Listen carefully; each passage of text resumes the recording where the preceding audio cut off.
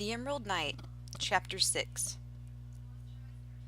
I'm the chosen one, Clint told the princess, watching her with interest. When I was younger, I pulled a sword out of a rock, but it was kinda mean to me, so I eventually put it back. That's why I don't carry it around anymore. Clint, Arinda said from where she sat by the fireside in the nursery, looking up from her book. Maybe we shouldn't tell her about that.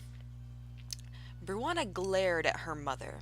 She believed herself to be perfectly capable of understanding everything, and she loved her father's stories. Yet often, her mother would step in and say something like that, something that made Bruana feel as if the queen were hiding something from her.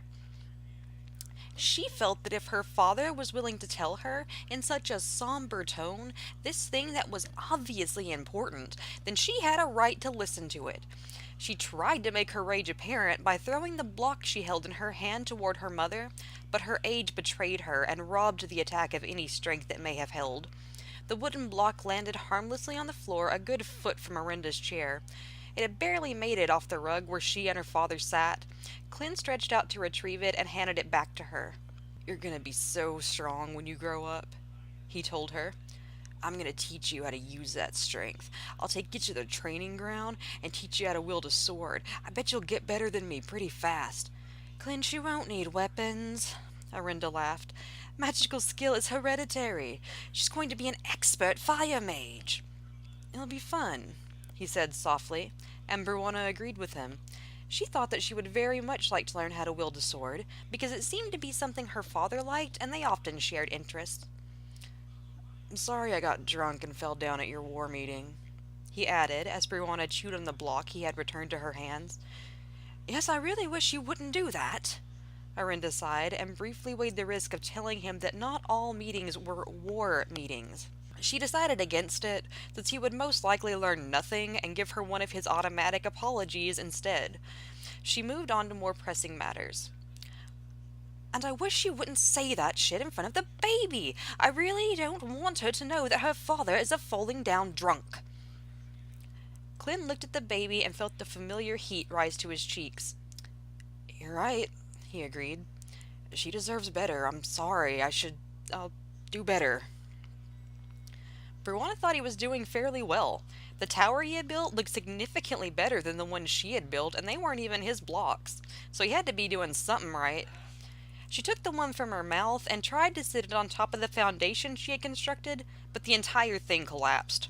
She found that rather distressing and began to disassemble the wreckage and toss the pieces around in a rage, venting her frustration through incoherent screams.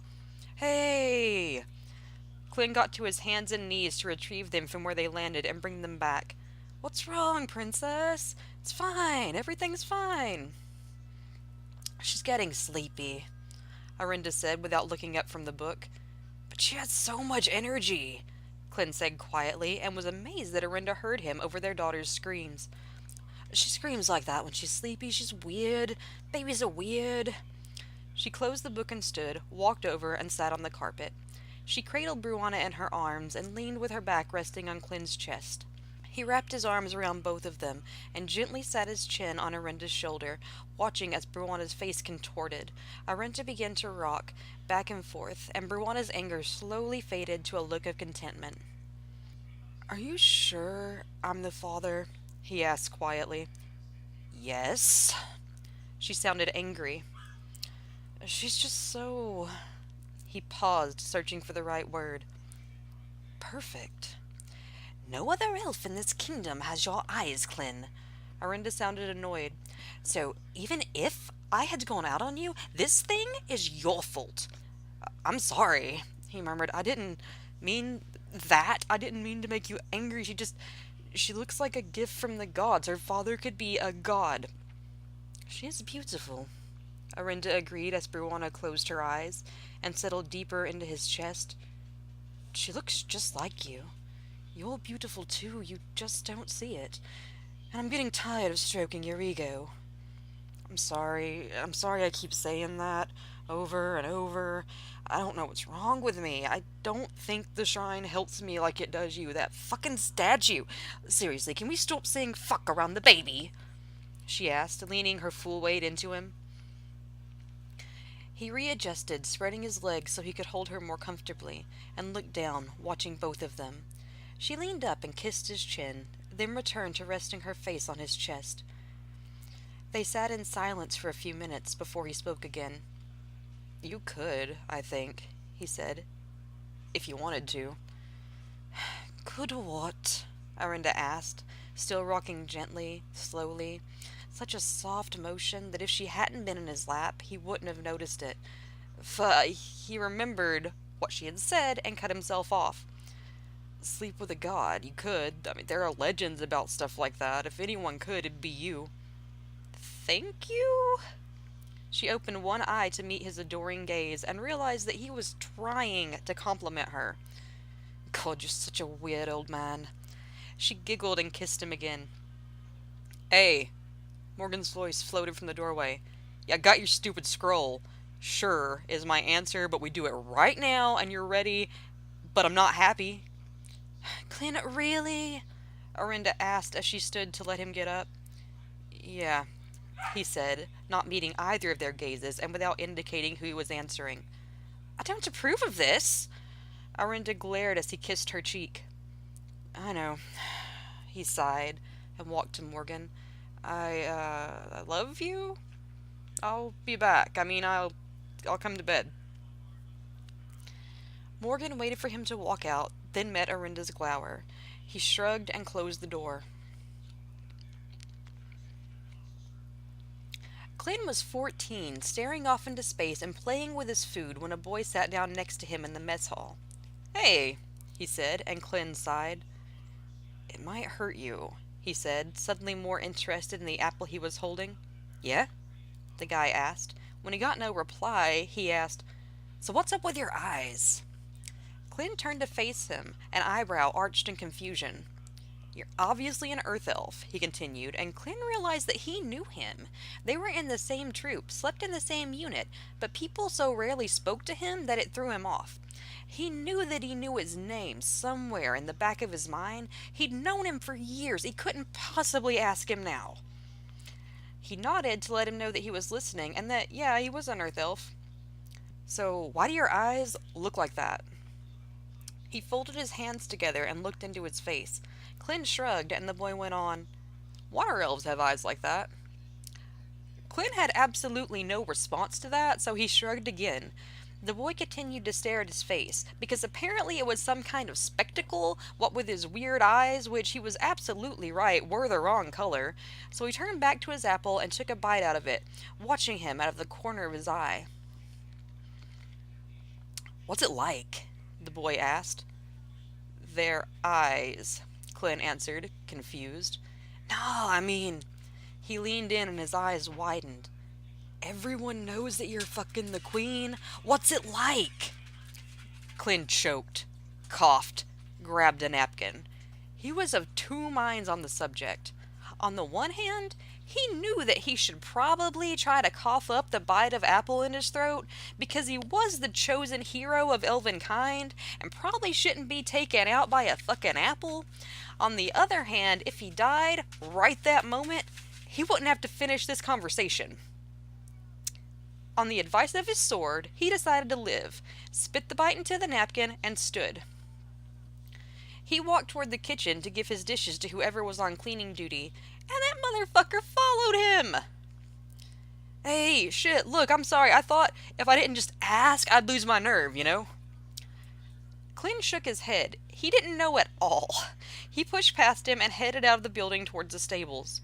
Hey, don't run! Dude, I'm sorry! The boy followed him inside, even up to the horse's stall he stopped at. Hey, listen, it's... Clint, man, come on, don't hate me. I don't hate you, Clint explained, cleaning a brush as the mare walked up to him and nuzzled his chest. He offered her the apple he had nearly choked to death on, and she took it greedily. Good, the boy said as Clint began the rub-down. After a few minutes, he went on, Why the hell would you be embarrassed by that? And how are you doing that with all that shit strapped to your back? Clint sighed in frustration. Is this what it's like when you guys talk to each other? After a beat, he added, I'm sincerely asking, nobody talks to me. Yeah, no, everybody's scared shitless. The boy climbed the side of the stall and sat on the fence. Clint made a sound to indicate that he had heard him and went back to brushing.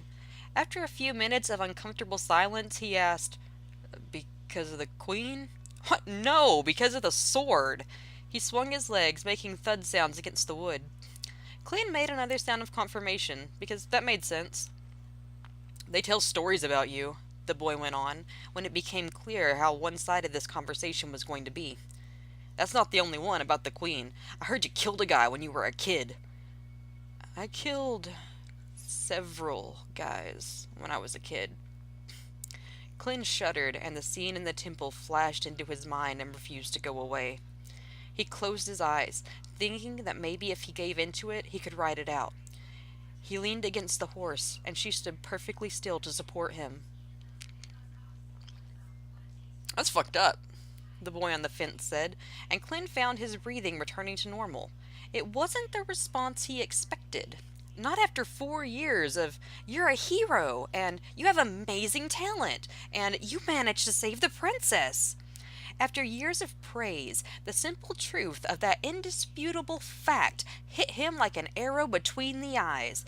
He felt the tears running down his cheeks and cursed himself. He was a hero. He should be stronger than this. He felt a hand on his back and jerked. Shit, God, sorry! The boy stepped back and threw up both hands in submission.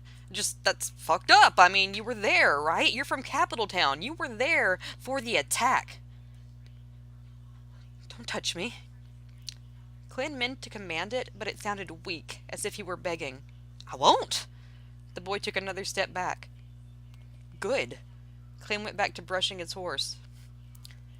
You don't want to talk about it. That's cool. I'm fine, Clint lied. I can talk about it. There's not much to say. Everyone already knows everything. I saved the princess, killed some terrorists. He took a deep breath to steel himself, but it still sounded... It wasn't even that it sounded unsure. It sounded sarcastic when he said, I'm a hero. That sucks, the boy said, and Clint watched him from the side of his eye. After a long silence, Clint managed a shaky, thank you. So are you fucking the queen? No! Clint sighed. Why not? The boy had climbed back up on the fence, and Clint stared at him in confusion. You could. Clint turned back to the horse, so he didn't have to look at him to answer him. It's right out of one of those trashy paperbacks, isn't it? The boy asked. The handsome stable boy and the poor little rich girl. I don't know. Clint was getting exasperated. I don't waste my pocket money in bookshops. I save it. I didn't have that much of it growing up. But you have a rich girlfriend. I don't have a girlfriend. Clint felt a rage welling up within him, though he wasn't sure why or where to direct it. I'm a peasant. I could be executed for even trying. I could be arrested for having this conversation. What the hell are you talking about? The boy looked genuinely confused. You're a knight? It was this whole big thing? Oh shit, it was. He very often forgot about that. It must have shown on his face, because the boy went on, dumbass. And Clint laughed. It had been so long since he had been able to laugh that it sort of threw him, and he went to lean against a wall for support. The boy watched him for a few seconds before he said, You need to relax. You're so tense all the time. I'm not tense, Clint told him, because he didn't know it was a lie. The boy jumped into the stall, strode up to him, and Clint tensed. The boy strode right up to the wall and leaned one arm against it, dangerously close, closer than anyone had gotten since his parents had died. What the hell was his name? You want to hang out here, away from the rumors? He asked, and Clem was suddenly afraid he was going to punch him. I'm going riding. Clem pushed past him to avoid the urge and began to saddle his horse. Around the grounds. I'll come with you, the boy said, and Clem shrugged.